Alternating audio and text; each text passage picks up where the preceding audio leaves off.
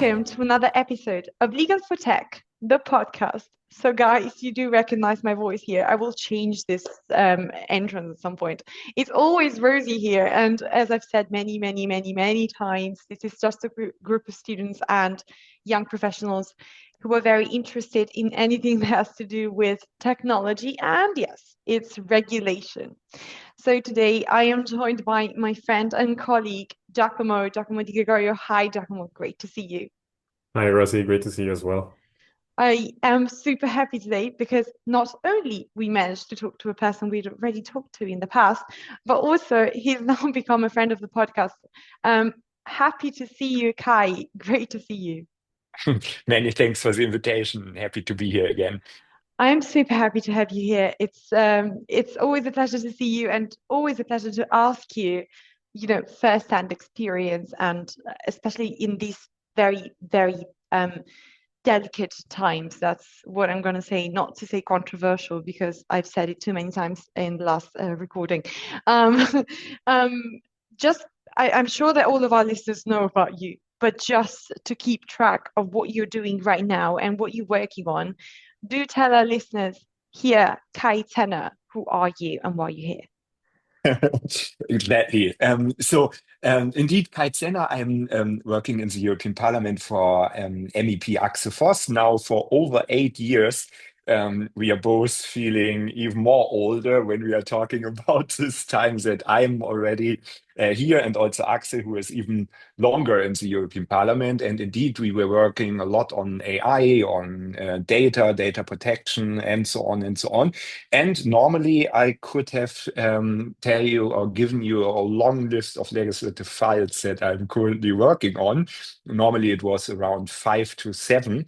But right now, to be honest, I don't have anything legislatively because the Parliament and the other institutions were so busy in concluding everything at the end of last term, like the AI Act, DSA, Data Act, and you know them all. That since the European election, the Parliament is largely waiting for new legislative initiatives of the Commission that are now slowly coming. And of course, Axel and I, as we are true believers. We have our our topics that we really love and so on. So what we did in the last months to reply concretely to your question was mainly to support initiatives outside the European Parliament or also partially inside, like Eurostack, like this whole discussion on tax sovereignty. We also checked quite a bit how the AI office and national competent authorities are now doing in terms of implementing the AI Act, and a lot of, let's say, more horizontal topics, a little bit with Mario Draghi and his competitiveness compass in mind. So what are things that we as European Union should reform? Also, what are certain methods, work methods that maybe needs to be changed? Is it good that so many committees are working on legislative files? Can we do it faster, or should we better take care of better regulation principles, and so on and so on? So it changed a little bit, but now, as I said already, probably very soon there will be again a mass of legislative files coming, and my life will change again quite a bit. I am gonna throw this bomb around because we've all been like kind of tiptoeing around it, not really. Last time we talked, we were talking about the AI liability that had just been kind of rejected at the Commission level, so they refused to put forward that proposal. The Digital Omnibus came down instead. So we're talking of a span that goes between in 6 months.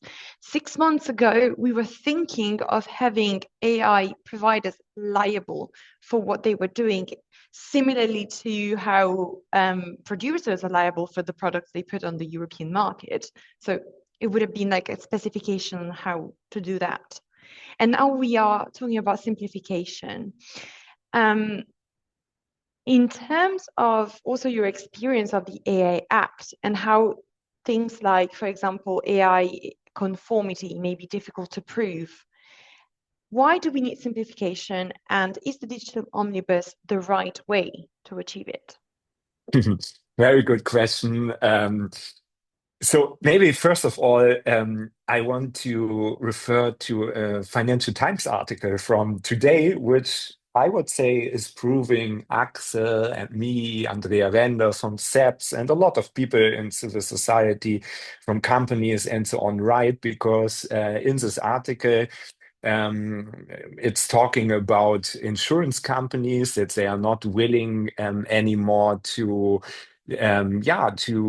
provide for certain liability scenarios when it comes to AI systems and especially foundation models, when those technologies are leading to the wrong outputs or wrong outcomes and so on and so on. And in this article, there's again a clear plea for strict liability rules when it comes to AI. And I mentioned already Andrea Render and SEPs, but also many other think tanks are also continuing to do our work on this topic. And basically all the findings that they are creating are indicating that Axel and I were right, and there should be an AI liability law. But as you said, unfortunately, it was scrapped. I would, however, not put it kind of in an either or comparison with the digital omnibus. So let's say that the political momentum completely shifted because the let's say basic idea behind the omnibus was actually also coming from the very same community that I was just talking about. So again, Andrea Render, Scott Marcus, with whom I publish also quite a bit, Alexander Distrel from SEA, Mario Marinelli from Bruegel, and so on. I could now make a long list. And this was only academia think tanks, but of course there are hundreds of people that over the last years have mentioned that we need simplification, that our legal frameworks became too complex. To make a bit of advertisement, of course, many know it from Scott Marcus and myself. There is this kind of periodic system, so this table of digital laws. There are 101 applicable laws right now. And again, I would say there is really a common sense view that almost everyone shares in at least academia, that this is too much, that there are too many overlaps, contradictions, and so on, and we need to streamline it, we need to simplify it, and also that what is currently there is neither helping the society, the individual, because there is a lack of enforcement. There are also a lot of situations where the individual that was harmed, doesn't really know what rights are applicable. There are sometimes situations where different laws are assessing the same situation in a different way. And of course, for companies, the situation is also not very easy to handle. There's huge legal uncertainty and so on. So in general, we again would claim that clear liability rules, but also a simplification of our too complex legal system or framework in the digital field is something that is basically going hand in hand, because the final result or objective should be more legal certainty, should be better enforcement of individual rights, and so on and so on. The problem now, and with that I would close our first question, is a little bit how the omnibus is being designed, and also maybe, if I can say it, how it's being presented by the European Commission. Because, and as you know, I have sometimes a few hats, so now I'm taking my academia or researcher hat when I'm working with Technical University Munich or SEPs and so on. If I can speak for the research community, we always thought of simplification as an extremely technical process. So really, let's say, 10 researchers going in a room, receiving 500,000 euros, can use all AI tools that we have, and basically after 6 or 12 months coming with a long list of points that are not working well, again, that are contradicting each other and so on. And then the EU institutions basically taking this list and executing it, so fixing it very quickly. But what we see now with the digital omnibus, but actually also with those 7 or 8 omnibus packages before, the process, how the Commission is introducing it, how they are presenting an omnibus in public speeches, how the Council and the European Parliament are also receiving this file. It's a highly politicized process. And now with the digital omnibus, we have the situation that most companies are not really sure right now what it really means and what does it bring for them. And we have my friends Johnny Ryan and Max Schrems already fighting strongly against the omnibus. So yeah, creating basically already a situation, and I would say in certain points they are correct, maybe, or at least they're indicating that there are some problems. But let's say those reactions are, of course, creating tensions and making it very difficult to compromise in the end. And this brings me to my most important point. Again, speaking as a researcher and someone who really did a lot of research in this area on better regulation, this process is too political now. And I don't see how it will achieve what we wished for in all those years, because it could only be possible if it's a really technical process without high emotions, without disputes, without fights, and so on and so on. So, yeah, the jury is out. We will see. But I think the start was already not so great in terms of quickly fixing all those problems that I have slightly touched upon. Building up from the political environment that you just described, it's really common to talk about the Brussels effect, that you clearly know what is it, but for the listeners that maybe don't know what it is basically the fact that EU legislation has effects on the legislation abroad. Is it possible that this time with this digital omnibus, we're talking about a growing Washington effect? So basically where the American legislation has an effect on Europe, but not exactly the legislation, but what is happening in the current administration. Is it possible to talk about this effect? Mm. Mm. It's a good question, a bit tricky to answer. I would say there is indeed a Washington effect, and I was actually using this term 1 year ago quite a lot, also in the US, at events, on panel discussions, and so on, when I was talking about the AI Act, how it's being implemented. And even before Trump was presenting his new AI strategy, I was always making the point that we have now a really interesting situation worldwide with very different approaches on AI policies. China, Singapore, Japan with copyright. You might remember that they have very strict rules. There are interesting rules. We have the UK, we have Switzerland with a third way, and so on and so on. And Washington, already under Biden, but also now under President Trump, are of course offering a complete different approach in comparison to the European Union. So there, again, there's really the jury out, which one is better, which one maybe allows a lot of innovation in AI, which one is protecting fundamental rights better, and so on and so on. when it now comes to the digital omnibus and this whole deregulation or simplification debate,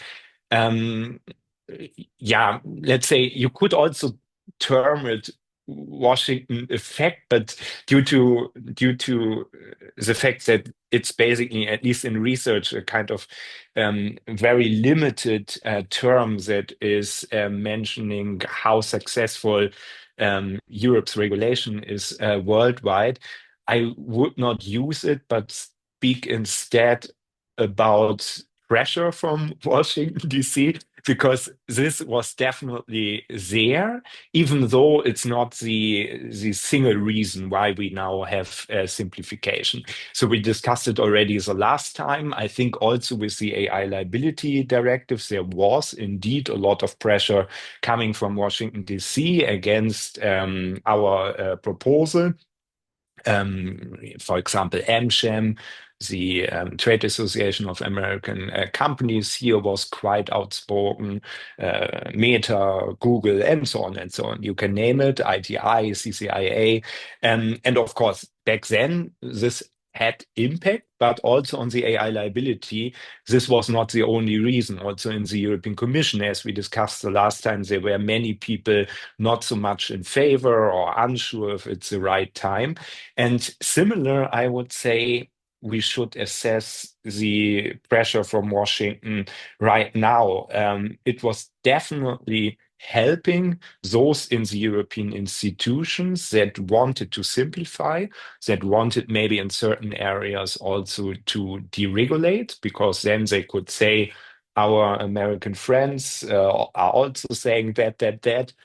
Our American friends, by the way, are often also very good in giving policymakers some bullet points or some speaking points, so you can also make your arguments better with this support. And again, with all of that, it definitely helped to create momentum for simplification, deregulation.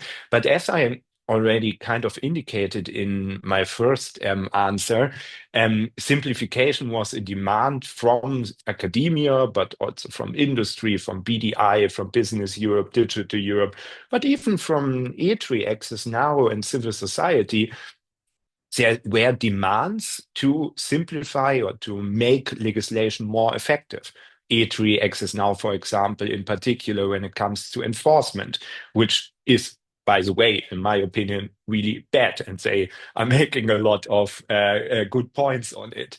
And then we have, of course, also the Draghi report, the Letta report, and a lot of other reports, which basically for the first time created really momentum, because before it was Scott Marcus, Kai Zenner, or Andrea Render and someone else, or Ella from 𝐄𝐿, who was saying, we need to simplify, we need to make that better, but we are all small fishes, to say it like that. But with Mario Draghi and Enrico Letta, it was really one of them. So one former ECB president, one former short-time Italian what was he? Prime Minister, I think.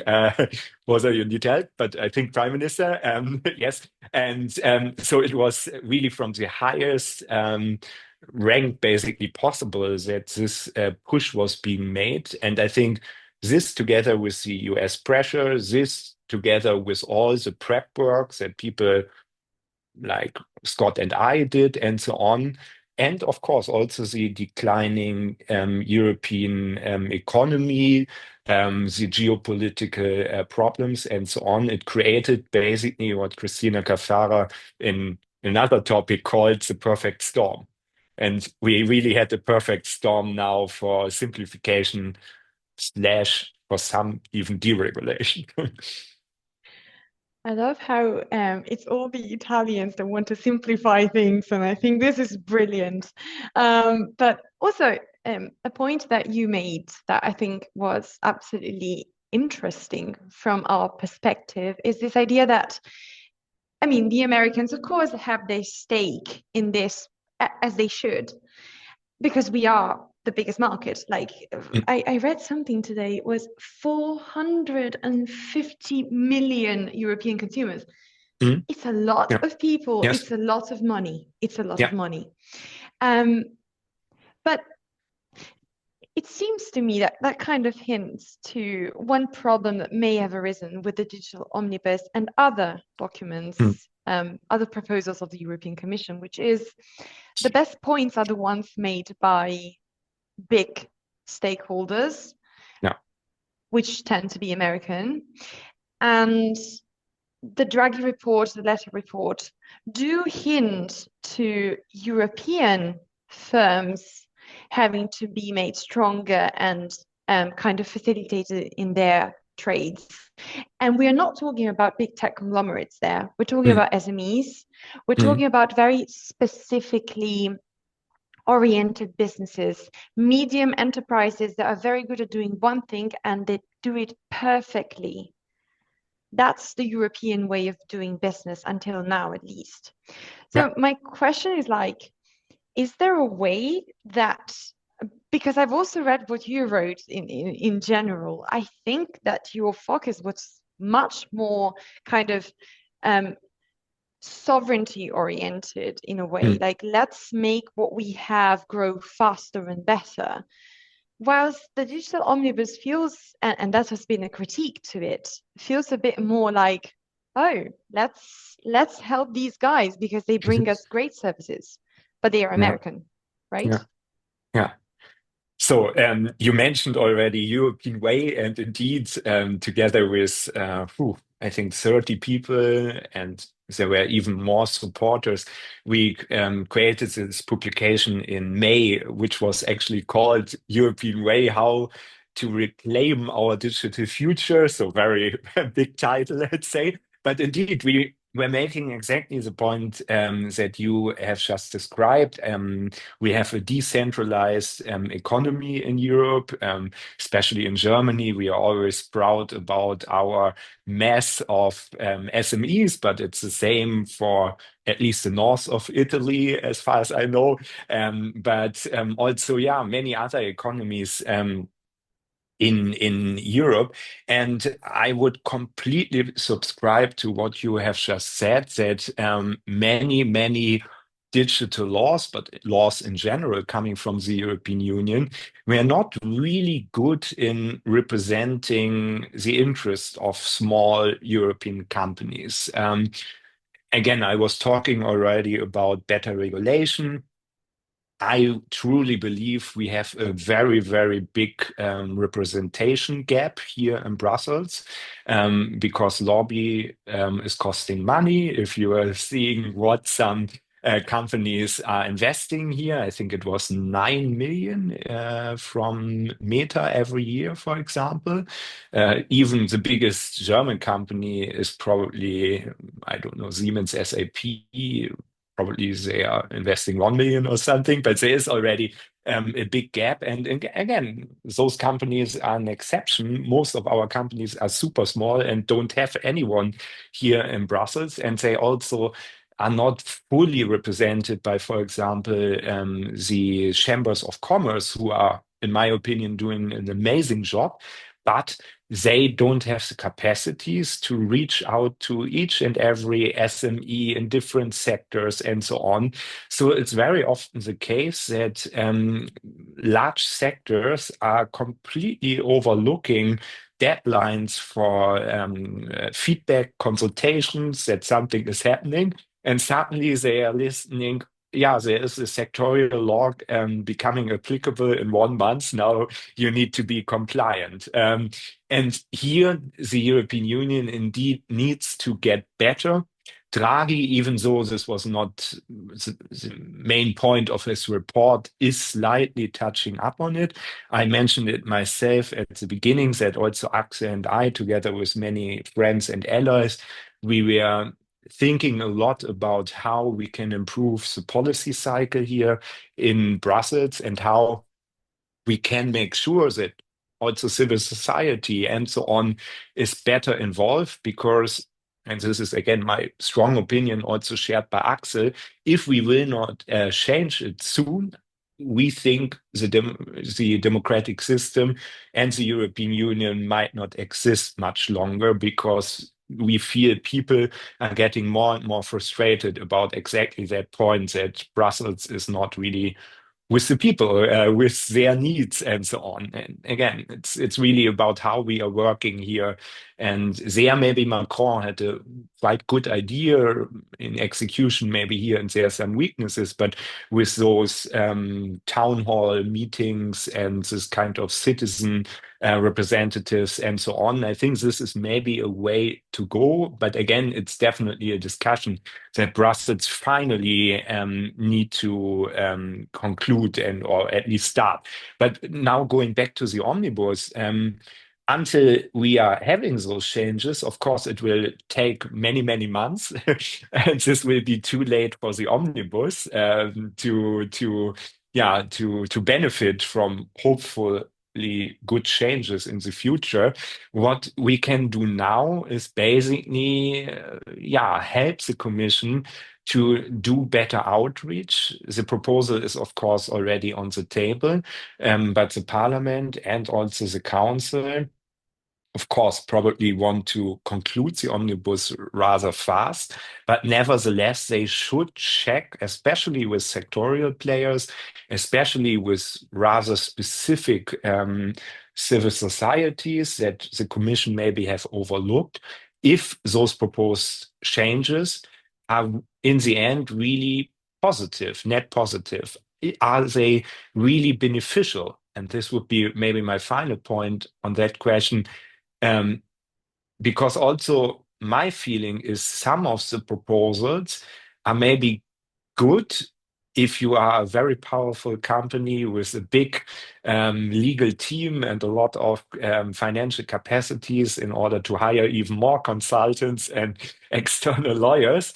But those companies, for example, could maybe use legitimate interest in the current wording.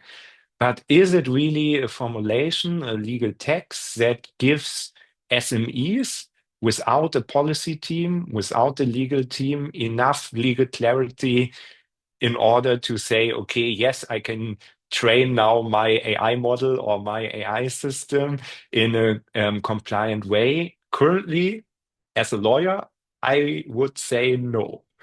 So indeed, probably right now, it helps more the big guys, and in particular, the guys from outside the European Union.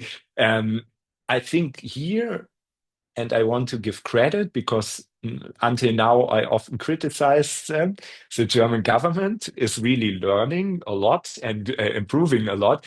And what I found is their non-paper that they published just a few days or weeks before the omnibus was coming was actually much more sound. And my feedback would be what I saw and also what I heard from stakeholders. The German government really spent a lot of time to talk to stakeholders. So what they published in their pre-position for the omnibus is really based on thousands of talks, of informal workshops, and so on, with all kinds of civil society organizations, companies, and so on and so on. And my big hope is that with this empirical treasure that they created, that we will have in the Parliament and in the Council a much more evidence-based discussion than the Commission's proposal is representing. Now that we have this proposal from the Commission that was proposed last week, do you expect like tough negotiations between the Parliament and Council, especially like I think the obligations for high-risk systems should come into force in August 2026. So do you expect that will be finalized before that date? Yeah, I'm not so sure, to be very honest. So, three short points I want to make. First of all, it's now very interesting to observe, even for me in the inside, how the Parliament and also the Council will react. To my knowledge, the Council and the Danish presidency have a very ambitious plan, basically. I heard 3 meetings until Christmas. Yeah, it's very tough. But the council often also has not so much problems in terms of different competences, working groups, and so on, than the parliament. In our case, the big question will be for AI, maybe the chances are high that it's going again to 𝐲𝐞𝐫𝐬𝐵 committee, the old committees basically. But what are we doing with the data omnibus? There are different laws or elements, as you know. And just to give you a quick overview, there's one file where my committee, legal committee, so Axel's and my committee, is in the lead, platform to business regulation. There are others where it's shared competence, others where the IMCO committee has very strong exclusive competences. And of course, we have laws like GDPR, which is only LIBE committee, and Data Act, which is only ITRE committee. So in the end, you could say there are 4 committees that should lead the data omnibus. If in the end someone is so crazy and is really giving this proceeding to 4 committees, my guess would be we will have a first conclusion in the parliament probably in 29 or 2030, maybe. Maybe. So probably best to avoid that. There's another idea floating around. We have a new rules of procedure in the European Parliament, which would allow ad hoc committees. If you look back last term, we had this special committee which was called 𝐸𝐸, which my boss was the rapporteur for, which we think was a really good idea, and it worked very well, and it would be almost perfect for the data omnibus. But of course, it would mean that other committees are losing power, need to give away publicity, and so on. Which brings me to the third option, which I think in the end will be the most likely outcome, that they are actually splitting the data omnibus and basically giving the part to the previously responsible committee. So again, all GDPR stuff would go to LIBE, and in the end, you are putting all parts again together, and then you are going in the trilogue with the council, and probably there we will have or would have different work sessions, basically, because the parliament would have a team of, I don't know, 80 people or 100 people, or I don't even know how many, and you can only do it like that. But to my knowledge, it's still not clear what is happening, and again, the timeline, but also the let's say the heat of the discussions and the likelihood of certain outcomes really depends strongly on which of those 3 options is being taken. My second point would be that, of course, now that the first reactions, as we have already discussed, have been so strong, it becomes, as I mentioned already, rather difficult to find a middle ground, to in the end say, yeah, well, I didn't mean it that way. It's not so bad. And maybe by just changing a word, it's already fine. And my audience or the people that I'm fighting for are no longer at risk, and so on. Especially, I guess, for the Social Democrats and for the Greens, the room for maneuver is extremely slim now. And again, I do believe that certain points from Johnny and Max and so on are correct, or at least are things that we should discuss. But yeah, without saying it's good or bad or whatever, I'm just wanting to make the point. The room for compromises became so slim, and it brings me also back to my initial point that an omnibus should be something extremely technical, that now a highly politicized process is again not easy to handle and potentially will take some time. And this brings me to my third point. And indeed, you mentioned it yourself. At least on AI, we have a strict deadline, basically, which are the high-risk AI systems, which would become, or this part of the AI Act would become applicable in summer, in August next year. And of course, in order to give a little bit of legal certainty, at least the AI part should be kind of adopted shortly after Easter, let's say. But yeah, this would mean that hopefully the parliament gets its act together fast. I don't know if they are able to do it, talking on experience. Then we would really quickly start to discuss in the parliament what we want to do. Again, I mentioned already how tricky it became now with certain stakeholders, also in the side of industry, making very, very general and strong statements. And then probably at least in February, end of February, mid-February, also because there's the Eastern holidays and so on, we would already need to start with the trialogue. Based on all my experience in my 8 years working in the parliament, this is impossible. But I would not say it's completely impossible, because if there is political will, miracles are always happening. And of course, you could say, even for now, the Social Democrats, if there is really a political signal from prime ministers, like in Spain or in some other countries, or really senior Social Democrat leaders who are saying, okay, no, we need a quick win for Europe, for democracy, for whatever, then maybe it's possible. Maybe then the parliament is really willing to settle on certain things. But even then, I guess in the data part, especially the legitimate interest discussion, will take a little bit of time. And I guess there, the easiest way out would be to connect it probably to some other safeguards, maybe in upcoming laws or in other omnibuses or whatsoever, because so far I don't see my left-wing colleagues in the parliament to support something like that.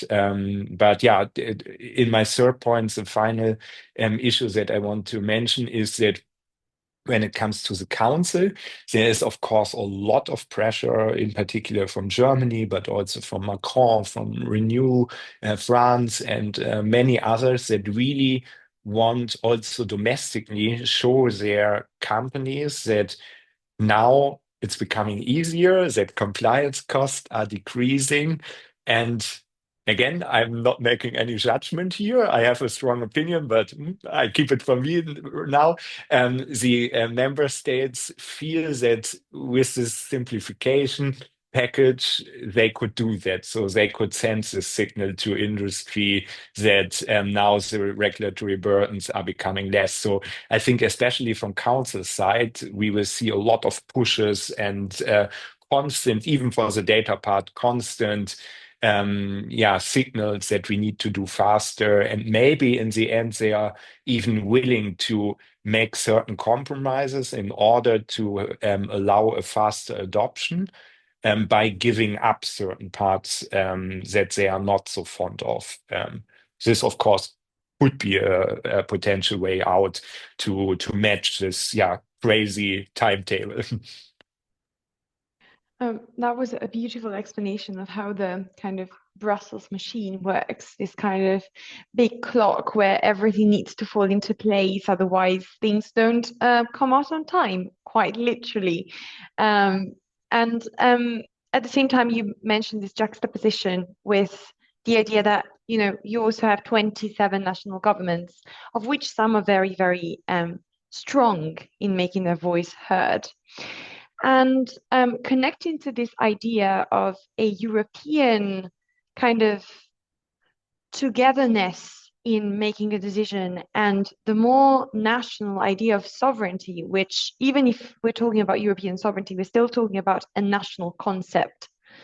You have just visited Berlin, quite close to where I'm being right now. So I feel it quite close to my heart. And you've been here to talk about digital sovereignty with, or like hearing two very important people that you also mentioned in your talk here.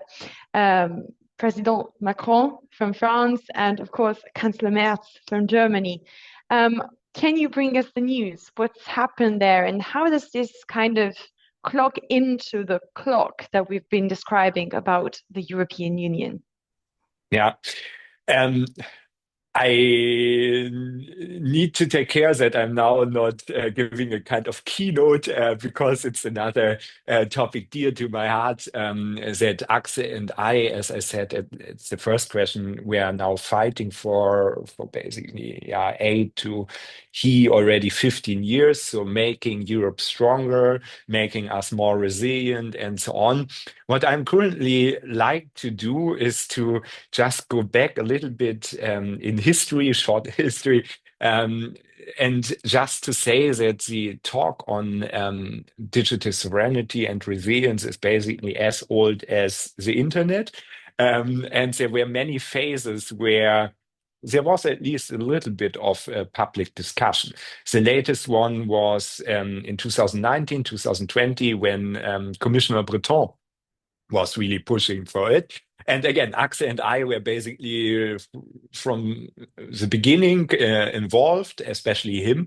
And we suffered a lot because all those promising initiatives quickly died down. And therefore, and this brings me now to the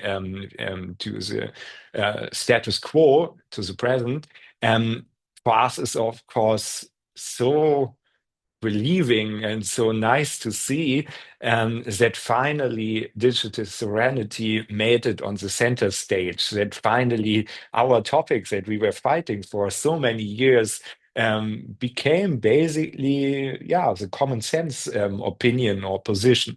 And this brings me to the summit. Of course, we were quite involved in the preparation, especially now as Brussels-based people that are normally quite far away from national politics, but in this case, we were involved. We saw this early paper from France and Germany that had a lot of also our ideas included that we were very happy about. Also, our European way paper that I mentioned already was quite strongly included or integrated.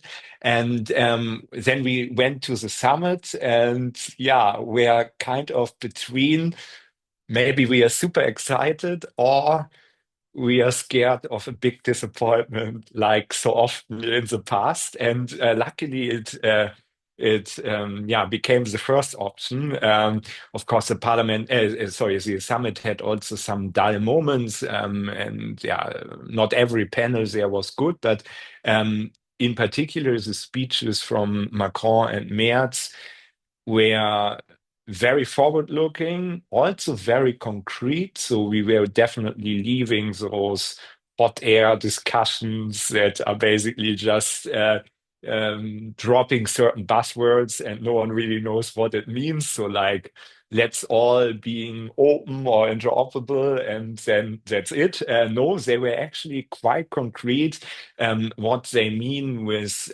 by European, what they mean on data protection, what needs to be reformed. Max Schrems, myself, Boris Pahl, Markus Sievert from Munich, we're all very happy because Macron on stage said that he supports a risk-based approach that we are currently working on in Munich. And there were also a lot of other quite surprising points, at least for the public. So this focus on merger controls. As you know, mergers or merger policy was not a big thing in the last years. It was more DMA and a few other things.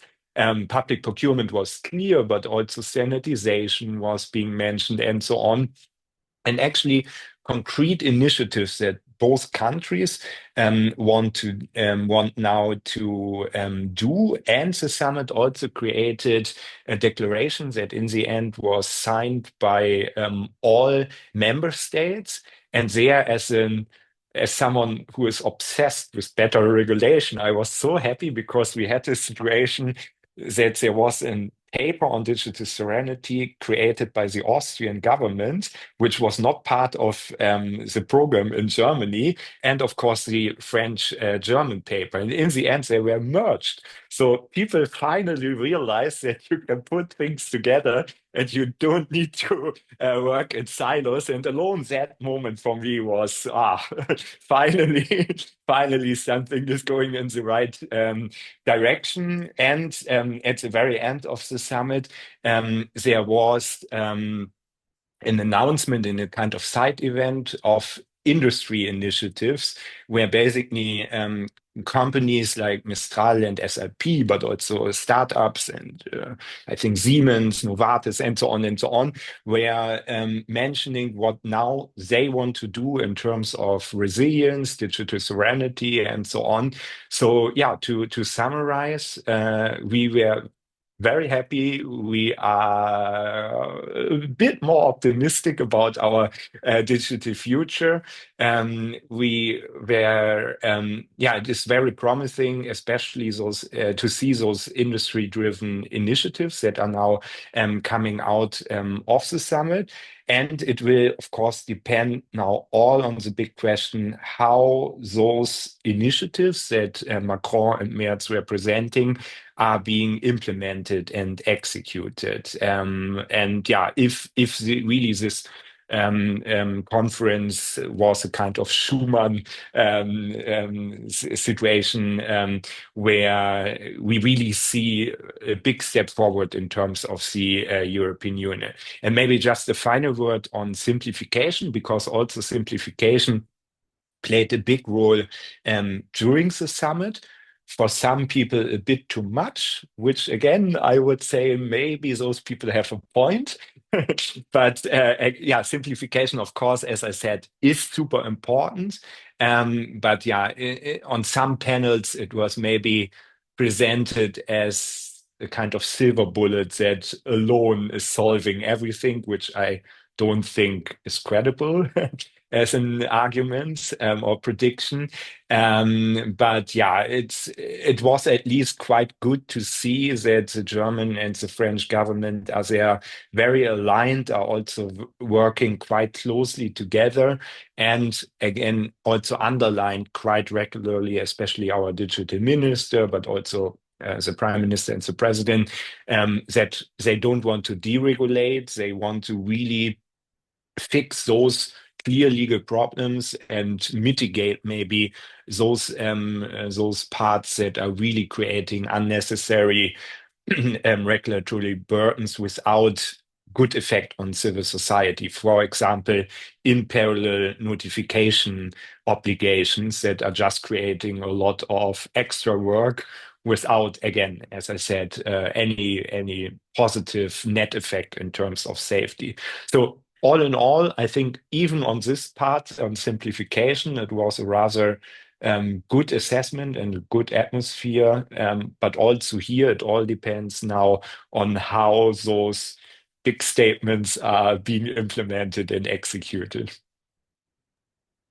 Wow, it's the idea that on the one hand, everyone's talking about making things simple. AI makes your life simple in a way.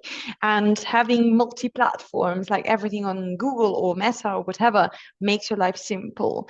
And then you have these processes in government where like someone had to find out that you could put some documents together, which I guess reveals how unsimple these processes have become, and how that there's literally like a contrast between this idea of like we want simplification and actually this is the state of things.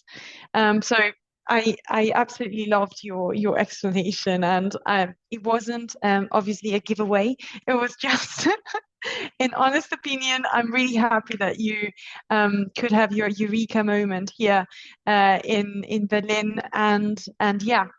Sadly, my lunch break is over. Thereafter, we have to say goodbye to Kai Zenner. Thank you so much for joining us today, Kai. Thank you. Vielen Dank. Then this was all for the Legal for Tech, the podcast.